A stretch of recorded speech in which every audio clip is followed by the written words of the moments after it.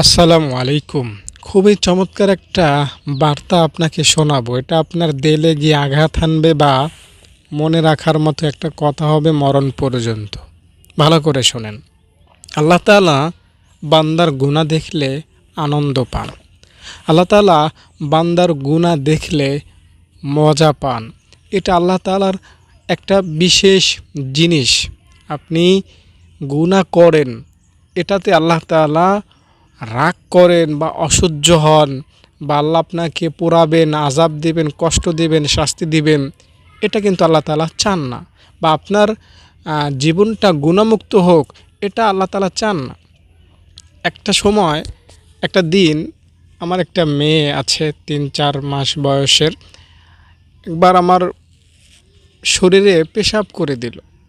তো আমার মনটা তখন আরও ভালো হয়ে যায়। প্রত্যেকটা বাবা মার অন্তরেই, বাবা হয়ে মা হয়ে সন্তানের পেশাব পায়খানা শরীরে লাগলে এটা খারাপ লাগে না, ভালো লাগার জিনিস। এটা যত্ন সহকারে সন্তানকে পরিষ্কার করে দেয় বাবা মা। প্রতিটা বাবা মাই সন্তানের দুধের বাচ্চার পেশাব পায়খানাকে ঘৃণা করে না। শরীরে লাগুক, হাতে লাগুক, পায়ে লাগুক, যেখানে লাগুক, কখনোই সন্তানকে ধিক্কার দেয় না বা ঘৃণা করে না, বরং সন্তানের প্রতি ভালোবাসা দিনকে দিন বেড়েই চলে। তো রব মহান আল্লাহ তাআলা বান্দার প্রতি ভালোবাসা এমনই বেড়েই চলে। আপনি গুনাহ করেন, তার মানে এই না আল্লাহ তাআলা আপনাকে ভালোবাসেন না। আপনি গুনাহ করেছেন, তার মানে এই না যে আল্লাহ তাআলা আপনাকে শাস্তি দিবেন। প্রিয় দর্শক, আল্লাহ তাআলা বান্দার গুনাহ দেখলে খারাপ লাগে না, আল্লাহ তাআলার ভালো লাগে। আল্লাহ তাআলা বান্দাকে ক্ষমা করতে চান। এই বিষয়টা আমি আপনাকে একটু যৌক্তিকভাবে বোঝাবো, তাহলে আপনি আমার সাথে একমত হবেন এবং আপনি ভরসার স্থল পাবেন, ভরসার স্থান পাবেন। মনে করেন আমরা গুনাহের সাগরে আছি। আপনাকে যদি বঙ্গোপসাগরের মাঝখানে ফেলে দেওয়া হয়, আমার মনে হয় না আপনি বাঁচার কোনো আশা রাখবেন। কারণ আপনার কাছে না স্টিমার আছে, না লাইফ জ্যাকেট আছে, কিছুই নেই। একজনে ফেলে দিয়ে এসেছে বিমান থেকে, আপনাকে টপ করে ফেলে দিয়েছে। আপনি ওইখানে কালিমা পড়তে থাকবেন, কোন সময় মরণ আসে সে অপেক্ষায় থাকবেন, ঠিক না? কিন্তু ঘটনাটা যদি এমন হয় যেখানে আপনাকে ফেলেছে সেখানে একটা চর আছে, একটা দ্বীপ আছে, আপনি কিন্তু তখন বাঁচার স্থল পাবেন, বাঁচার একটা স্থান পাবেন, বাঁচার ভরসা পাবেন যে আমাকে বঙ্গোপসাগরের মাঝখানে ফেলে দিলে কি হবে, আমার পাশে একটা দ্বীপ আছে ছোট, আমি এইখানে থাকতে পারবো, কিছুকাল বাঁচতে পারবো, ঠিক না? তো আমরা তো এই বঙ্গোপসাগরের মতো গুনাহের সাগরে আছি। যেথায় যাই গুনাহ, মোবাইলে গুনাহ, বাজারে গুনাহ, রাস্তায় গুনাহ। আজকাল মানুষ বিশ্বাস করবেন কি না, মসজিদে গিয়েও গুনাহ করে। সব জায়গায় গুনাহ, কোনটা পবিত্র জায়গা কোনটা অপবিত্র জায়গা, সব জায়গায় গুনাহ আমরা ধুমসে করতে থাকি। গুনাহ এটা একটা সাধারণ ব্যাধি হয়ে গেছে আমাদের। তো এই গুনাহের সাগরে আমরা আছি। হ্যাঁ, এখন আমাদের বাঁচার কোনো রাস্তাই যদি না থাকে তাহলে আমরা বাঁচবো কেমনে? আল্লাহ তাআলা আমাদেরকে, মনে রাখবেন, শাস্তি দিতে চান না, তিনি শান্তি দিতে চান। এটা আল্লাহ তাআলার নীতি বা এটা আল্লাহ তাআলার চাহিদা, এটা আল্লাহ তাআলার ইচ্ছা। আপনার ইচ্ছা কি? গরিব হবেন না। আপনার ইচ্ছা কি? কখনো কারো থেকে অপমান বোধ করবেন না, অপমানিত হবেন না। কেউ আপনাকে জুতা দিয়ে পিটাক, ঝাড়ুর বাড়ি দেওক, এটা আপনি কশ্চিনকালেও চাইবেন না। এটা আপনার যেই রীতি তার বিপরীত, আপনার যেই ইচ্ছা তার বিপরীত, এটা কখনোই আপনি করবেন না। হ্যাঁ, কেউ যদি বলে তোমার ঘর বাড়ি ছেড়ে তুমি চলে যাও, তোমার এখানে জায়গা নাই, নিজের মাতৃভূমি ছেড়ে আপনি কখনোই যাবেন না। এটা আপনার ইচ্ছার বিরুদ্ধে আদেশ। আপনি নিজের জীবনটা দিয়ে হলেও আপনার বাসস্থানে আপনি থাকতে চেষ্টা করবেন, ঠিক নয় কি? তো আল্লাহ তাআলার ইচ্ছা হলো বান্দাকে শান্তি দেওয়া, জান্নাত দেওয়া, জাহান্নাম দেওয়া না। এখন আল্লাহ তাআলা কখনোই কোনো বান্দাকে আযাব দিবেন না। যদি আল্লাহ তাআলা কাউকে আযাব দিতে হয় সেটা আল্লাহ তাআলার ইচ্ছার বিরুদ্ধে গিয়ে, মানে আল্লাহ তাআলা চান না বান্দাকে আযাব দিতে, তবু ওই বান্দাটা আযাব পাচ্ছে। আর আল্লাহ তাআলা হলো সবচেয়ে ক্ষমতাধর।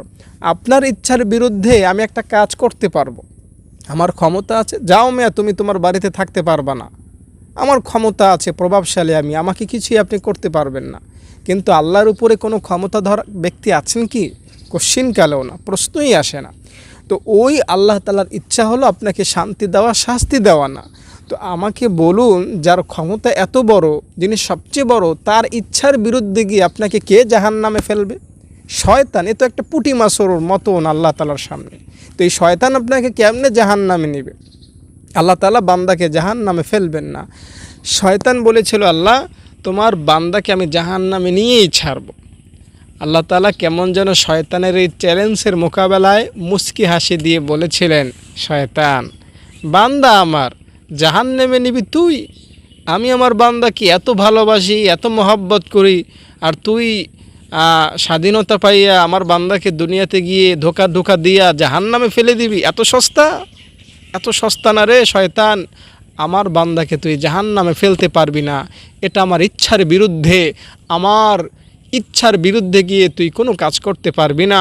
আমার বান্দাকে তুই জাহান্নামে ফেলতে পারবি না। গুনাহ করাতে পারবি, কিন্তু জাহান্নামে ফেলতে পারবি না।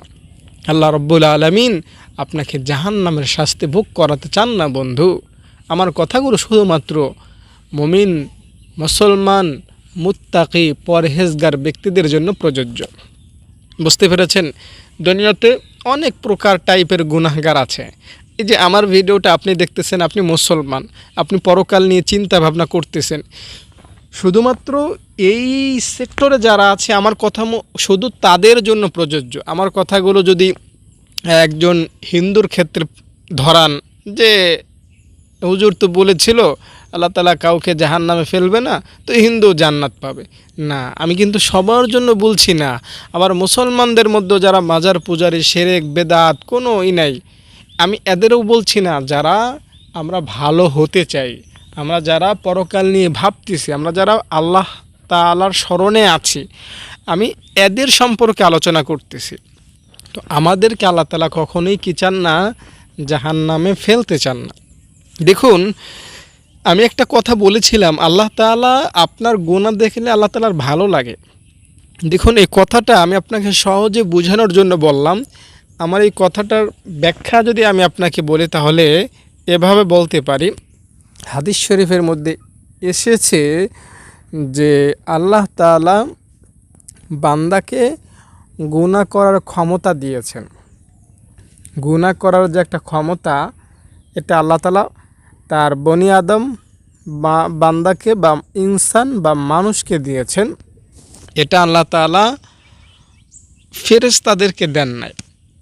মানে আমি সহজে বোঝাচ্ছি আপনাদেরকে। মনে করেন শয়তান নাই, ধরে নেন শয়তান দুনিয়াতে কখনো ছিলও না, এখনও নাই, ভবিষ্যতেও নাই। তো শয়তান মুক্ত যদি, মানে ইবলিস, মিস্টার ইবলিস, যে আদমকে সেজদা করে নাই, আদম আলাইহিস সালামকে সেজদা করে নাই, ওই ইবলিস জাতি মনে করেন দুনিয়াতে নাই, কখনোই ছিল না, এখনও নাই, ভবিষ্যতেও থাকবে না।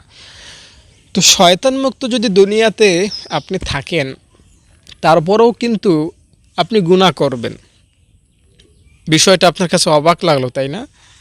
দেখুন, আল্লাহ তাআলা আপনার মধ্যে গুনাহ করার যে একটা স্পৃহা, একটা উদ্দীপনা বা একটা কাম ভাব বা একটা আগ্রহ, এটা আপনার জন্মগত একটা জিনিস।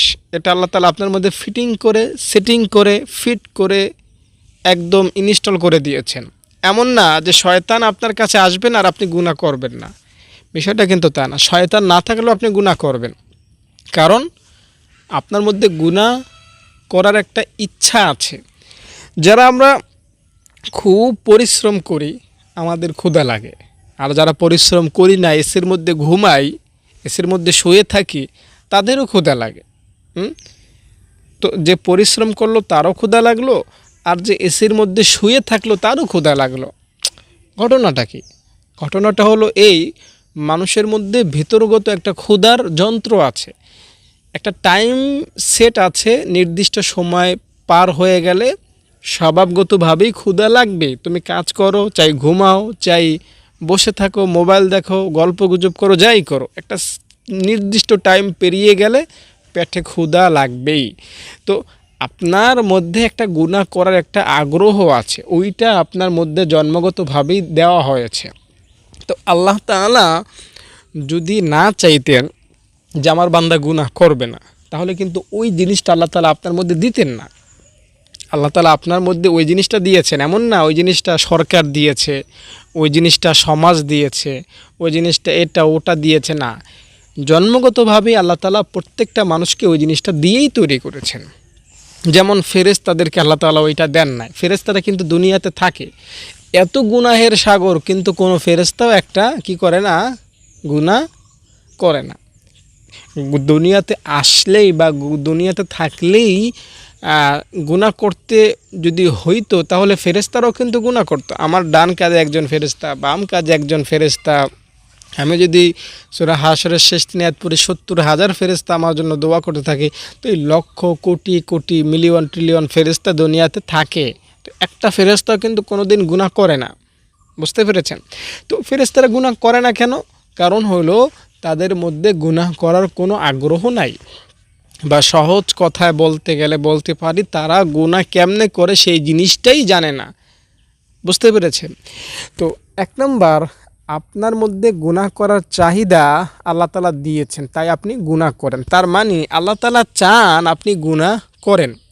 আমার কথা এইখানেই শুনে শেষ করবেন না, শেষ পর্যন্ত শুনবেন, তা না হলে বুঝতে পারবেন না। 2 নাম্বার কথা হইল, প্রথম কথা হলো আল্লাহ তাআলা আপনার মধ্যে গুনাহ করার চাহিদা দিয়েছেন। 2 নাম্বার, আল্লাহ তাআলা শয়তানকে আপনার সাথে লাগায়া দিয়েছেন। শয়তান সে কোনটা দিন, কোনটা রাত, কোনটা জুমার দিন, কোনটা শবে কদর, কোনটা শবে বরাত, কোনটা রমজান, কোনো তার কাছে বিচার নাই। সব দিন তার কাছে সমান। আপনাকে দিন বলেন, রাত বলেন, দুপুর বলেন, সন্ধ্যা বলেন, বিকাল বলেন, সকাল বলেন, বাজার বলেন, ঘাট বলেন, স্টিমার বলেন, যেখানেই আপনি থাকেন না কেন, শয়তান আপনার সাথে আপনার ছায়ার মতো লেগে থাকে। আপনার শরীরের ছায়া, এটা কিন্তু আপনি খেয়াল করেন বা না করেন, 24টা ঘন্টা আপনার সাথেই থাকে। তো শয়তানও আপনার সাথেই 24টা ঘন্টা লেগে থাকে। এই শয়তান আপনাকে ফুসলাইয়া, ভুলাইয়া, ওয়াসওয়াসা দিয়া, কুমন্ত্রণা দিয়া, ভুলভাল বুঝাইয়া আপনাকে গুনাহ করায়। বুঝতে পেরেছেন?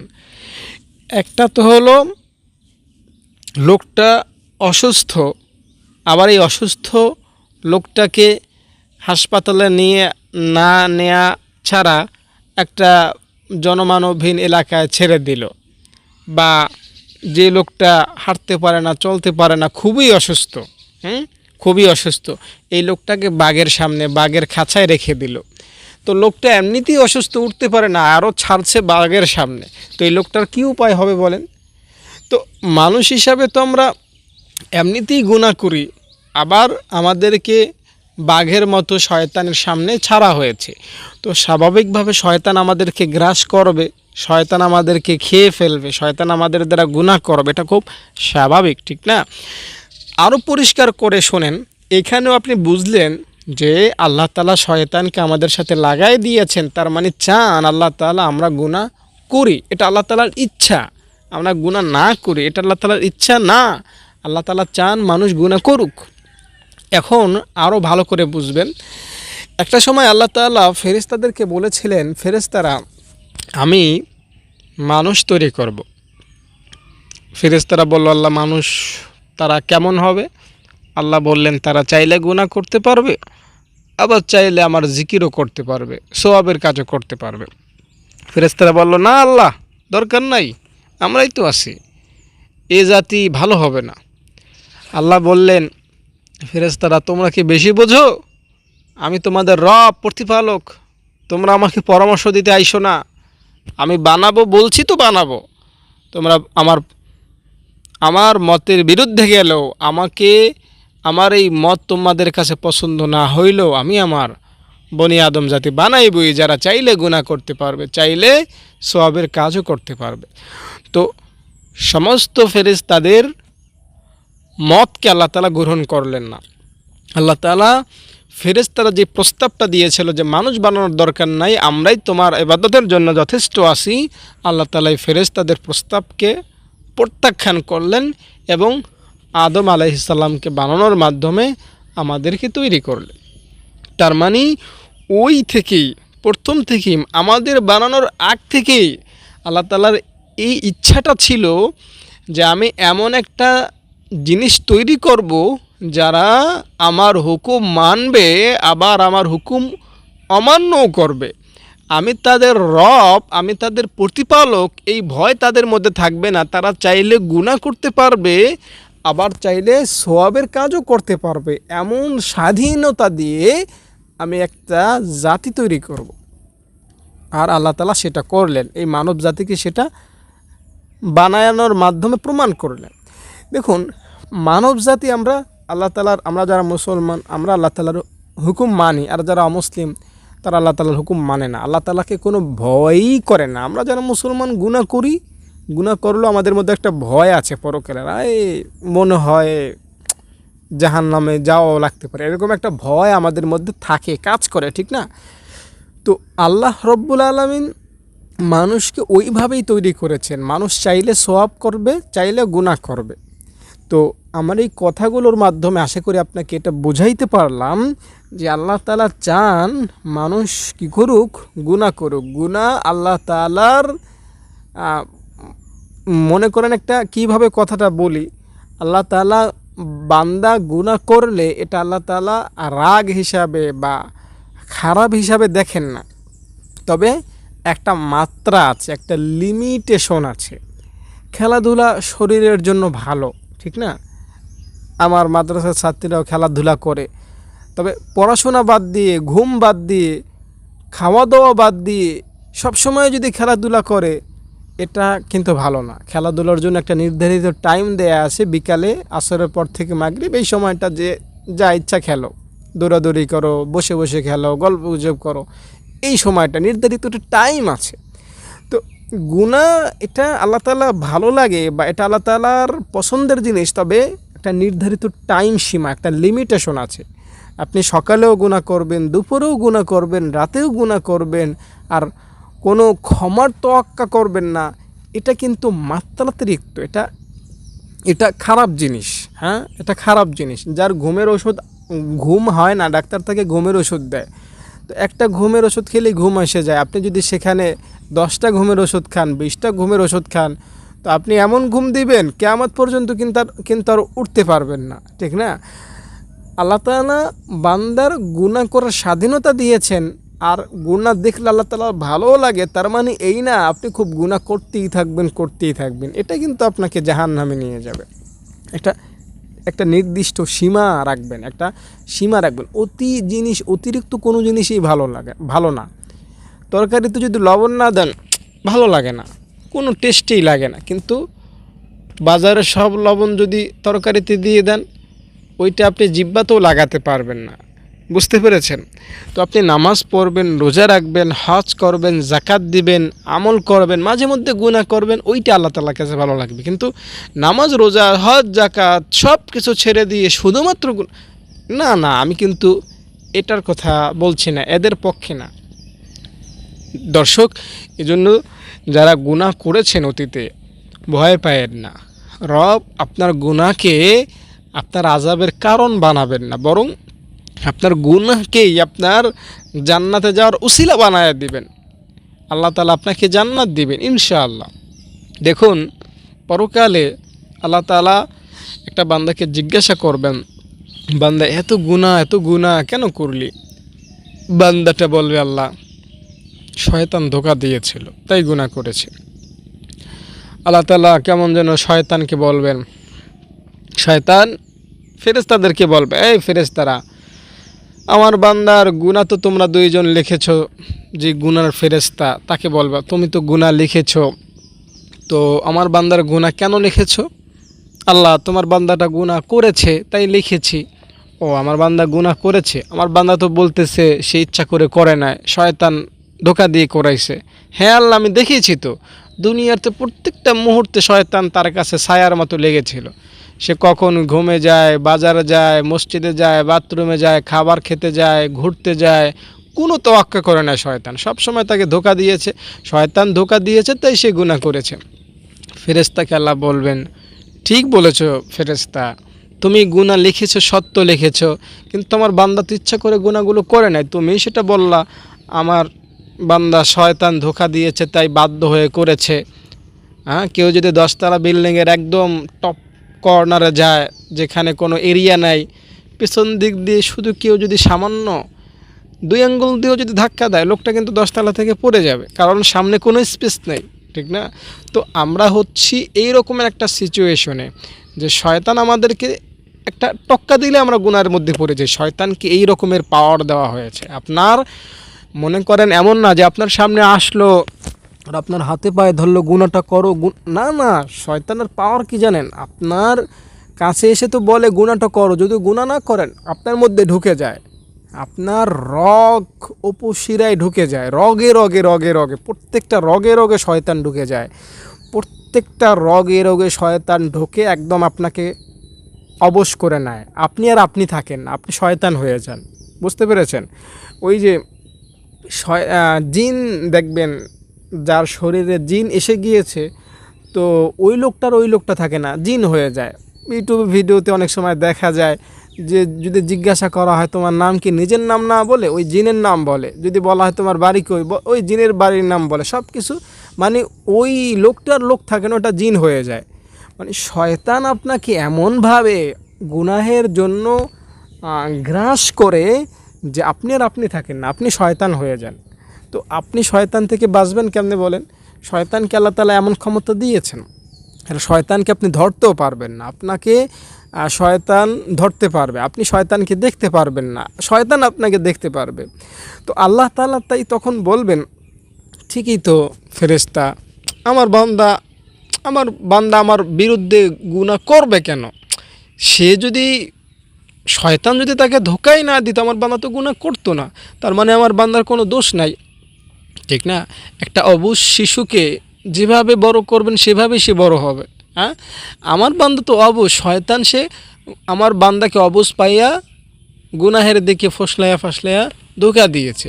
আমার বান্দা আমাকে দেখে নাই, জান্নাত দেখে নাই, জাহান্নাম দেখে নাই, আমার নবীকে পর্যন্ত দেখে নাই, সব কিছু না দেখে আমার বান্দা তো অবুঝের মতোই ছিল। শয়তান তাকে ধোঁকা দিয়েছে, তাই গুনাহগুলো করেছে। তাই শয়তানকে আল্লাহ তাআলা ফেরেশতাকে তখন বলবেন, ফেরেশতা, আমি একটা সিদ্ধান্ত নিয়েছি, আমার বান্দা 70 বছরে যত গুনাহ করেছে সবগুলো শয়তানকে দিয়ে দাও, শয়তানকে জাহান্নামে পাঠাইয়া আরও শাস্তি বাড়ায়া দাও, আর আমার বান্দাকে সসম্মানে জান্নাতে ঢুকাইয়া নাজ নেয়ামত দেওয়া শুরু করো, শান্তি দেওয়া শুরু করো। তো রব মহান আল্লাহ তাআলা বান্দাকে এভাবেই দয়া করবেন, এভাবেই ক্ষমা করবেন। তবে অতিরঞ্জিত বা অতিরিক্ত, মাত্রাতিরিক্ত লিমিট ক্রস করে কোনো অপরাধ করা, এটা কিন্তু আল্লাহ তাআলা বরদাস্ত করেন না। আপনি গুনাহ করেন কিন্তু একটা লিমিট রেখে, এবং গুনাহ হয়ে গেলে মাপ চাইবেন।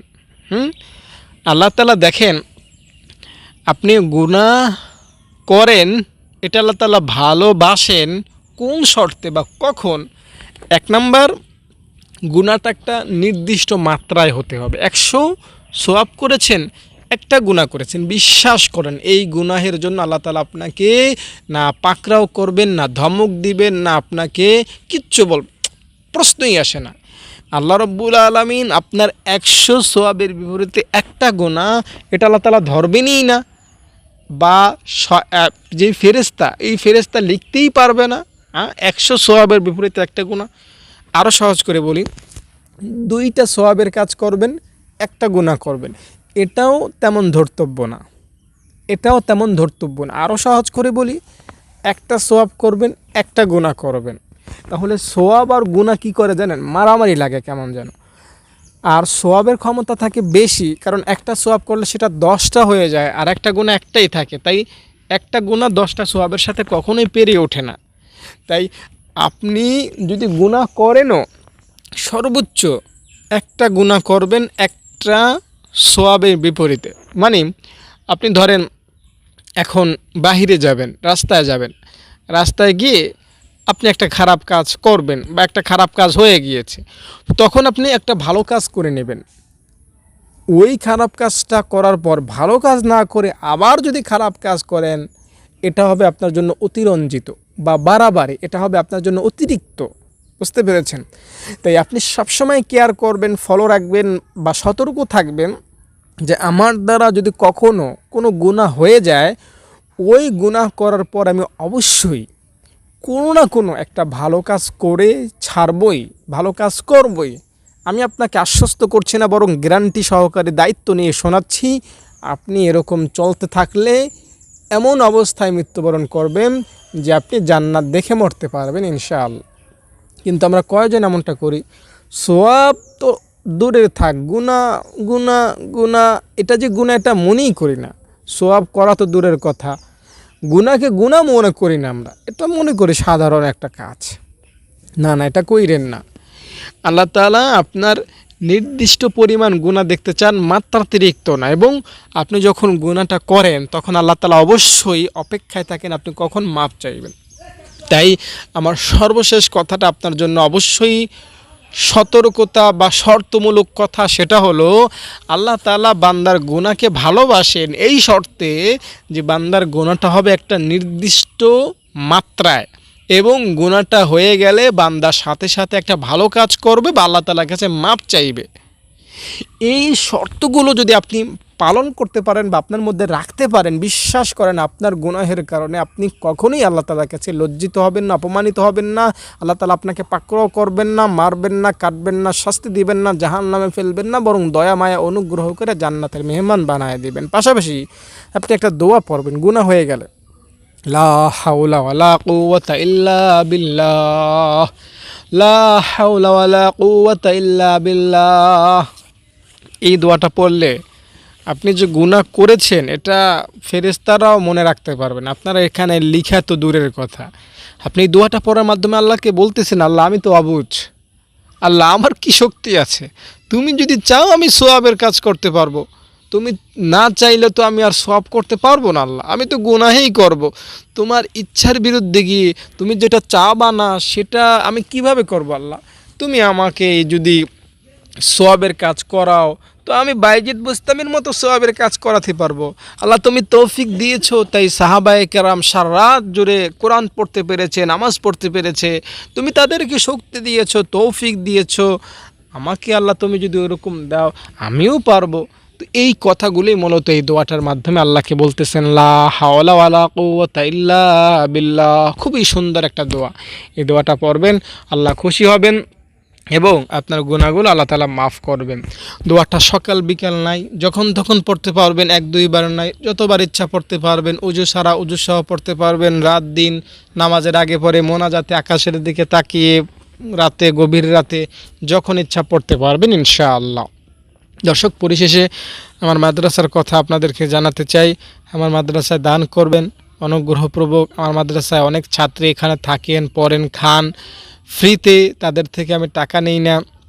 তাদের সকালে আলু ভর্তা দিই, ডাল ভাত দিই, দুপুরে আপনার মাংস বা মাছ বা নিরামিষ দেই, ডাল ভাত থাকে, এবং রাতে ভাজি ডাল ভাত থাকে।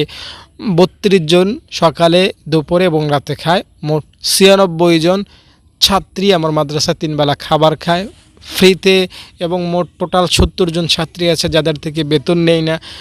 ৭ জন শিক্ষক, 1 জন বাবুর্চি, এই একটা এতিমখানা এভাবে আমি চালাচ্ছি আমার দায়িত্বে। তো এটা সম্পূর্ণ আপনাদের ক্রেডিট, আপনারা দান করে এসেছেন, তাই আল্লাহ তাআলা আমার মাধ্যমে মাদ্রাসাটা চালাচ্ছেন। আমাদের মাদ্রাসার একটা চরাঞ্চলে বরিশাল, আপনারা যারা ইচ্ছা দেখে যাবেন, কাছে যারা আছেন দেখে যাবেন, দূর দূরান্ত যারা আছে ফোন করে বিস্তারিত জানবেন। আমি বিশ্বাস করি আমার মাদ্রাসা সম্পর্কে যদি আপনি বিস্তারিত জানেন, শুরু থেকে শেষ পর্যন্ত সব কিছু যদি আপনার মাথায় চলে যায় আমাদের মাদ্রাসা সম্পর্কে, আপনি এখানে আপনার পকেটে আপনি নিজে খেতে না পারলেও এখানে আপনি দান করবেন। এটা আমি দায়িত্ব নিয়ে আপনাকে জানাচ্ছি, শোনাচ্ছি।